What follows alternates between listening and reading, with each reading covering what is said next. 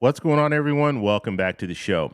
So I have a really good video to show you guys today. This is Representative Larson. He was on the House floor, and this was on July 27th. He was talking about Social Security, and his speech was excellent. And I was actually speechless after watching this because he hit all the right points when it came to Social Security. And so we're going to take a look and listen to his speech, and then we'll talk a little bit about it. But first off, if you guys can do me a favor, please like the video, subscribe to the channel, hit that little bell notification, and then click all. By clicking all, you'll get notified anytime we post a video. We do daily videos here, so by clicking the bell notification and clicking all, you should be getting updated every day. And just a reminder, thank you guys all for your support. I really appreciate it. And if you'd like to follow me on Threads, you can at the TEC Show Live. Okay, let me just show you this. I'm going to show you it in its entirety. I'm not going to come in and interrupt it or anything. I want you to see and get the full impact of this speech, and then we'll talk about it. Here we go. I also rise today, Mr. Speaker, to talk about the 88th birthday of Social Security. That will take place on August the 14th, and we're calling upon members all across this nation, joined by great groups like the National Committee to Preserve and Protect Social Security Works, the AFL-CIO, and the list goes on. But please save the date as a day to action. A day to action because Congress hasn't taken any action. In fact, it might interest people in the gallery to know that Congress hasn't done anything to enhance Social Security in more than 52 years. And here we find ourselves in the midst of a pandemic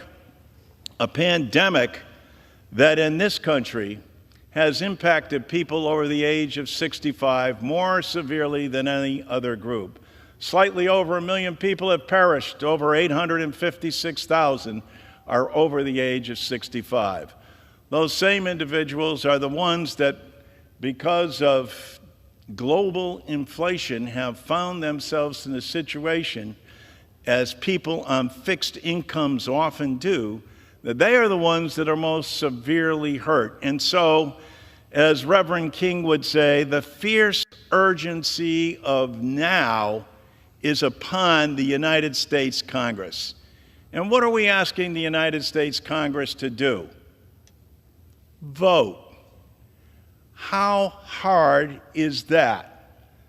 Whether it's in the United States Senate or whether it's in the House of Representatives.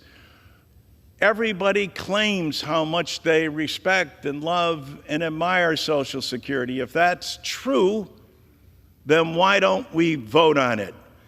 It hasn't been enhanced in 52 years.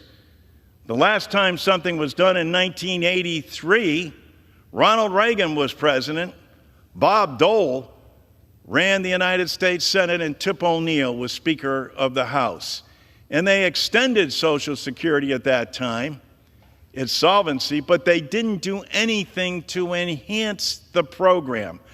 I dare say that things have changed a lot since Richard Nixon was president in terms of the cost of procuring goods and services in this country, and yet we have not done anything as a Congress to enhance the benefit of the more than 66 million people who are on Social Security. That number will exceed 70 million within a year and a half.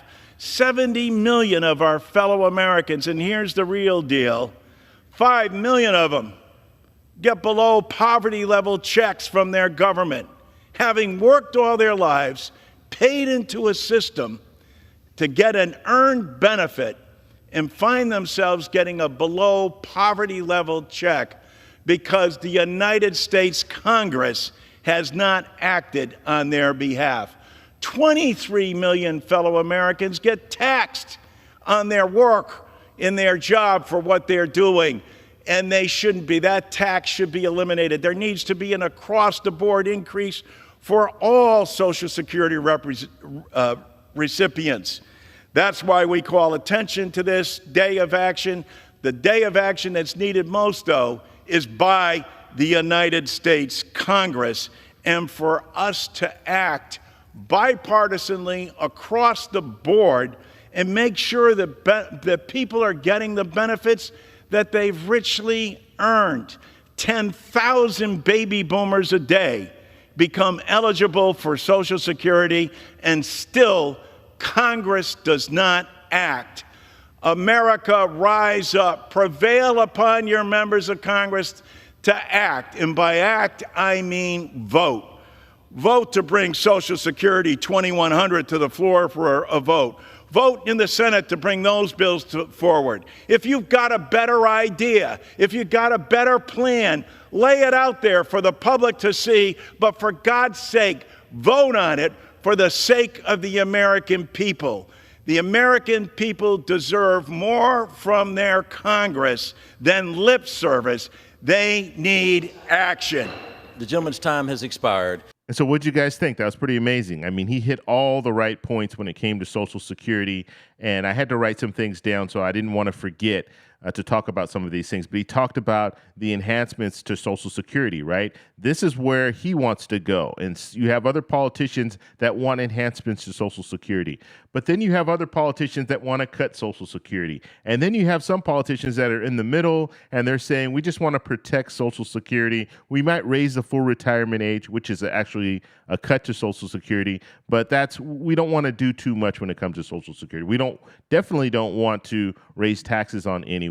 And so they're in the middle. They're not really wanting to move on anything. And then you have some people who aggressively want to provide some type of enhancements to Social Security, provide some type of raises for people receiving Social Security. And Representative Larson is one of those people. And all he was saying is he just wants them to vote. He wants Congress to vote on this matter. That's all he's asking. So he's not even saying you need to vote for the Social Security 2100 Act. He's just saying if you have a better plan, put that forward, but let's vote on something. So he wants the House to vote. He wants the Senate to vote. And so we'll have to see if they listen to him. And then he started talking about the demographics when it comes to people receiving Social Security. He said 5 million people are receiving below poverty level checks.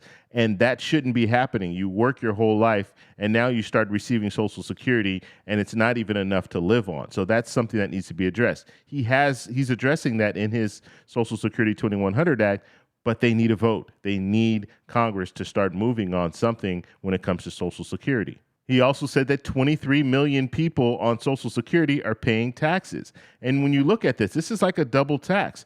You actually work, you earn money, you're putting money into Social Security, so you're paying the payroll tax into Social Security.